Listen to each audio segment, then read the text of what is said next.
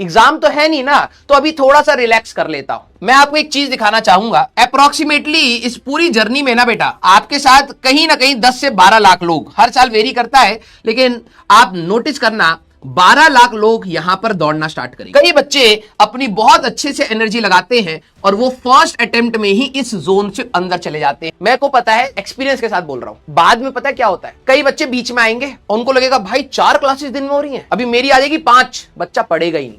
उसको ये नहीं पता कि उसमें सिर्फ क्वेश्चन डिस्कशन हो। कल की क्लास में मैंने आप सभी लोगों को बोला था कि क्लास के नीचे आप लोग रिस्पॉन्सिबली चैट करिए और बताइए कि क्या कमी रह रही है, क्या और इंप्रूव करा जा सकता है, पॉजिटिव साइड में रहिए। और आप सभी लोगों ने आई थिंक कल की क्लास एक बार खोली होगी, है ना? आया ना, एक बार तो खोली होगी ना मेरे एंटरप्रेन्योर, और आपको शायद एक वो उदाहरण दिख गया होगा कि कुछ ऐसे 20 या 25% ऐसे बच्चे हमेशा रहते जिनको इन सारी चीजों से कोई लेना देना नहीं है। उनको लगता है बस हमने बैच ले लिया, सिलेक्शन हो गया है। हम लोग आपस में बतिया ले थोड़ा सा, किस किस ने वो देख लिया। कल मैंने, वैसे तो मैं क्लास के नीचे कमेंट करने वाला था, लेकिन मैंने करा ही नहीं। मैं सोचा कि इनको एक बार रिमाइंड करा दूं, लेकिन मैंने करा ही नहीं। मैंने कहा लेट इट बी। मैं बार बार थोड़ा ना कह सकता भाई तुम कंपटीशन की डायरेक्शन में आओ, तुम कंपटीशन में आओ, तुम मेहनत करो, बार बार थोड़ा ना। जो बच्चा पहले से डायरेक्टेड है, अच्छी मेहनत करना चाहता है, उसको चुपचाप करने दिया जाए। ये सुधरने वालों में से नहीं है, ठीक है? और हर साल देखो, आप सभी लोगों को पता है कि जब जेई मेंस का एग्जाम होता है या जेई एडवांस का एग्जाम होता है, उससे पहले कुछ रोंदड़ू बच्चे आ जाते हैं। रोंदड़ू बच्चे क्या होते हैं? जो सिर्फ रो रहे होते हैं, सर ये दिक्कत हो गई, सर वो दिक्कत हो गई, सर ये प्रॉब्लम वो प्रॉब्लम। ये एक्चुअली में पता है कौन से बच्चे होते हैं? वो यही होते हैं जो क्लास के बाद सिर्फ चैटिंग में लगे पड़े हैं। और जो सिंसियर बच्चा होता है उसका मेजोरिटी हो जाता है और वो अच्छे एप्टीट्यूड से अपने एग्जाम को देने की तैयारी कर रहा होता है। तो जितने भी सीरियस बच्चे मेरे को यहां पर सुन रहे हैं, ये 2 साल की जर्नी हमारे लिए बहुत क्रूशियल है। आपको कई बार ऐसा लगेगा अरे अभी एग्जाम तो है नहीं ना, तो अभी थोड़ा सा रिलैक्स कर लेता हूं। मैं आपको एक चीज दिखाना चाहूंगा। अप्रोक्सीमेटली इस पूरी जर्नी में ना बेटा, आपके साथ कहीं ना कहीं 10 से 12 लाख लोग, हर साल वेरी करता है, लेकिन आप नोटिस करना 12 लाख लोग यहां पर दौड़ना स्टार्ट करेंगे। फिर मैं स्टार्ट करूंगा होमवर्क के क्वेश्चन से। 12 लाख लोगों के साथ आपको कंपीट करना है। और वैसे अगर एनआईटीज की सीट वीट मिला ले तो आप ये कह सकते हो 50,000 तक की भी अगर आपको अंडर रैंक आ जाती है, ये आपके लिए थ्रेशोल्ड है। मतलब मिनिमम अगर आप 50K की रैंक तक पहुंच जाते हैं तो आपका काम बन जाएगा। और अगर आप टॉप 10,000 के अंदर अगर आप पहुंच जाते हैं तो आपको आईआईटी में एक सीट मिल जाएगी। अगर आप टॉप 5,000 में है तो आपको एक अच्छी ब्रांच सीएस अगर आपको लेनी है। टॉप 3,000 में अगर आप बोले, 3,000 के अंदर अगर आप हैं, 3,000 भी नहीं बोलना चाहिए, वैसे तो 2,000 के अंदर ही खत्म हो रही है आजकल, ठीक है? 2,000 के अराउंड अगर आप हैं तो आपको कहीं ना कहीं कंप्यूटर साइंस मिल जाएगी। अभी आप सभी लोगों की रैंक पता है क्या है? सभी लोग, भले ही वो कितना भी तेज बच्चा हो और भले ही वो कितना भी वीक बच्चा हो, आप सभी लोगों की इनिशियल रैंक यही है। मेरी इस बात को देखो, मैं बार बार आप लोगों को जहां पर जरूरत पड़ेगी वहां तो मैं आपको समझाऊंगा ही, लेकिन मैं बार बार इस चीजों को दोहराऊंगा नहीं, क्योंकि मैं चाहता हूं कि मेरी सारी एनर्जी इस बैच में सिर्फ कंटेंट के ऊपर जाए। बट यस, आपको बार बार डायरेक्ट करना भी मेरी ही रेस्पॉन्सिबिलिटी। अभी आप सभी लोगों की, कोई कह रहा हो मेरी 3rd रैंक आ गई है, 4th रैंक आ गई है, तो भाई वेरी गुड, बहुत अच्छा, भीड़ से निकल जाओ। अभी आप सभी लोगों की रैंक 12 लाख के आसपास है। अब यहां से जो ऊपर का लैडर है, कितना ऊपर आपको जाना है, ये डिपेंड करता है आपकी मेहनत और कंसिस्टेंसी, डिसिप्लिन, बेसिक चीजों पर। कई बच्चे ये चीज वो चीज, ये चीज वो चीज अभी भी लगे हुए हैं। मैं आपके क्लास के कमेंट्स पढ़ता हूं तो मुझे ऐसा लगता है कि शायद इतने साल ऑनलाइन पढ़ाने के बाद मुझे अब ये रियलाइज हो गया है कि कुछ एक सेगमेंट है जिसको कभी कोई सुधार नहीं सकता, उसको समझा नहीं सकता, वो हर साल रहेगा। लेकिन यस, मेरी कोशिश ये हो सकती है कि उस पोर्शन को मैं कम करूं। उसमें भी कुछ सेंसिबल बच्चे होते हैं, शायद वो समझ जाएं इस बात को। अब आप सारे लोग यहां से मेहनत करना स्टार्ट करेंगे। अब कई बच्चे क्या होंगे ना, बीच में ही यहां पर आके रुक गए, अब उनकी रैंक आ गई 5 लाख। अब वो क्या कहेंगे, सर मैंने ना पूरा पढ़ा, मैंने पूरा पढ़ा और मेरी रैंक आ गई 5 लाख। मैंने कहा बेटा, अगर नहीं पढ़ा होता ना 2 साल तो ये रहती। समझ, तुम्हारी मेहनत ही तुम्हें ऊपर लेके जा रही है। नो डाउट इसमें आपके एरर्स का भी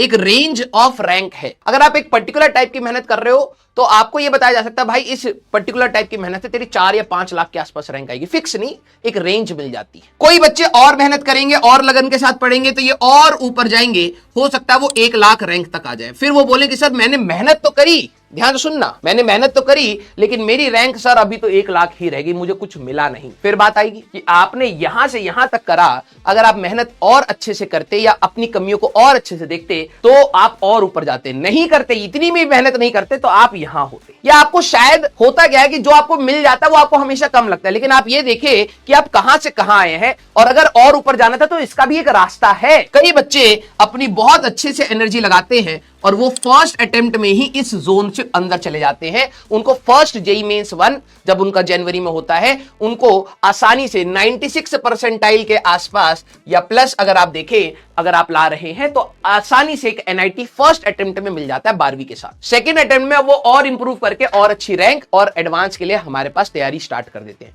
अब प्रॉब्लम ये है, आप लोग बाद में जाके क्वेश्चन करोगे कि सर पूरा पढ़ने के बाद मैं यहां क्यों हूं। इसमें दो नजरिए हैं। आपने पूरा पढ़ा, लेकिन अगर आप और अच्छे से पढ़ते तो और ऊपर जाते। लेकिन प्रॉब्लम यह है कि आप यहां से यहां उड़ रहे हो, ये वाली चीज आपने बिल्कुल भी निगलेक्ट कर दी। नहीं पढ़ते तो यहां आते। अब बात है कि सर मैंने पढ़ा है तो यहां पर आए हो, अगर आप और अच्छे से पढ़ते तो आप और ऊपर जाते। आप कहां क्लाइंब करके जाना चाहते हैं, उसकी कुछ स्ट्रगल्स है, उसके लिए कुछ मेहनत चाहिए, उसके लिए कुछ डिसिप्लिन चाहिए। अगर आप वो नहीं करेंगे ना बेटा, तो मेरे पढ़ाने या किसी के भी पढ़ाने या ना पढ़ाने से आप एक पर्टिकुलर रेंज ऑफ रैंक्स में रह जाते हैं। मैं आपको पिछली क्लास में बताया था कि 20% मेरा कंट्रीब्यूशन, मैं आपको कंटेंट सही से समझाने की कोशिश करूंगा, रेलिवेंट चीजें पढ़ाने की कोशिश करूंगा।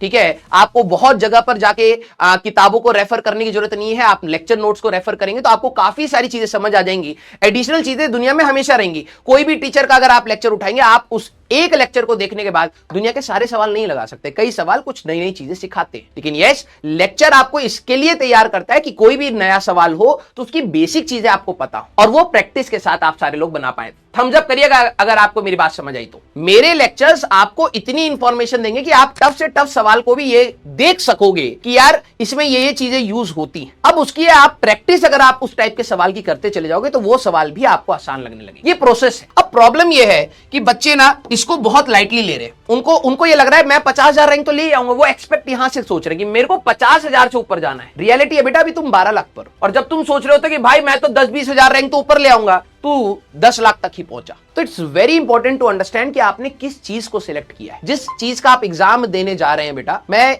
ये कहूंगा कि वो आपका बहुत बड़ा पेशेंस एंड डिसिप्लिन मांगता है, बहुत बड़ा। आपको कई प्रकार के डाउट, कई प्रकार के डिस्ट्रैक्शन इस पूरे रास्ते में आएंगे। अभी तो 11वीं की शुरुआत है, अभी देखना मिड में आना। आपको चैट में फिल रहेगा इधर उधर की बकवास, लेकिन मैं इतना इम्यून हो चुका हूं कि मैं उनको डिस्कार्ड करता चलूंगा, क्योंकि स्टार्टिंग से अगर मैं आपको साथ लगा हूं, मेहनत कर रहा हूं, तो मेरी भी रेस्पॉन्सिबिलिटी है अच्छे बच्चों की तरफ कि भाई उनका नुकसान ना हो। अब ये आपकी रेस्पॉन्सिबिलिटी है कि आप एक अच्छा बच्चा बने। अगर आपको चाहिए कि मैं आप पर फोकस करूं, तो आपको अच्छा बच्चा बनना पड़ेगा। अच्छा बच्चा is not who is scoring good. अच्छा बच्चा फॉर मी इज दैट जो डिसिप्लिन्ड वे में लेक्चर्स को देख रहा है। समझ रहे हैं? तो प्लीज इट्स योर रेस्पॉन्सिबिलिटी, आप पूरे बैच की रेस्पॉन्सिबिलिटी है बेटा कि आफ्टर द क्लास आप रेलिवेंट चीजों पर बात करें। आप बात करें लेकिन रेलिवेंट चीजों पर बात करें। क्लियर? तो ये चीज है। डीपीपी बेटा, कई एक बच्चे ने लिखा था सर डीपीपी के सॉल्यूशन आप दे दो। अरे भाई, मुझे तो लगता है कि तुम्हें पूरा ऐप समझाने में 1 साल लग जाएगा जिस स्पीड से तुम कर रहे हो। डीपीपी में अगर तू कोई क्वेश्चन का आंसर मार्क करता, अगर मान ले वो सही है, उसके नीचे एक वीडियो सॉल्यूशन आता, वो मेरा ही है, मैंने ही सॉल्व किया है। अगर तू गलत मार्क करता है तो नीचे एक वीडियो सॉल्यूशन का टैग आता है, वो सॉल्यूशन अगर तू क्लिक करेगा तो मेरा ही आएगा। कुछ बच्चों ने कहा सर आप होमवर्क क्वेश्चंस की अलग से वीडियो बना के दे दो, पर्सनली, जैसे निखिल सर कर रहे हैं। ठीक है, कई बच्चों ने बोला sir Nikhil sir homework solution की दे देते हैं। मेरे को पता है, एक्सपीरियंस के साथ बोल रहा हूं। बाद में पता है क्या होता है, कई बच्चे बीच में आएंगे, उनको लगेगा भाई 4 क्लासेस दिन में हो रही हैं, अभी मेरी आ जाएगी 5, बच्चा पढ़ेगा ही नहीं।